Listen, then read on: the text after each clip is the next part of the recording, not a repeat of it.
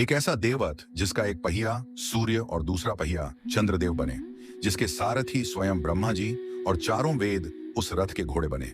भगवान शिव इस रथ की मुख्य शक्ति थे। हिमालय पर्वत शिव का धनुष और शेषनाग धनुष की डोरी बने। स्वयं भगवान विष्णु धनुष के बाण का अग्रभाग बने, जो शिव के हाथों में था। ऐसा क्या हुआ कि ब्रह्मांड की सारी शक्ति और तीनों देव ब्रह्मा, विष्णु और महेश को एक साथ युद्ध के मैदान में उतरना पड़ा। आइए जानते हैं। तारकासुर के तीनों पुत्रों तारकाक्ष, कमलाक्ष और विदुनमाली ने ब्रह्मा जी को प्रसन्न करने के लिए घोर तपस्या की। जब ब्रह्मा जी उनकी तपस्या से प्रसन्न होकर प्रकट हुए तो तीनों ने अमृता का वरदान मांगा। लेकिन जब ब्रह्मा जी ने मना किया तो उन्होंने ब्रह्मा जी से 3 उड़ने वाले नगर बनवाए और शर्त यह रखी कि यह तीनों नगर सोने, चांदी और लोहे के हों, जो अलग अलग दिशाओं में उड़ते रहें। ये केवल तभी नष्ट हो जब हजारों साल में एक बार सिर्फ एक क्षण के लिए सीधी रेखा में आए और उन्हें केवल एक ही बाण से नष्ट किया जा सके।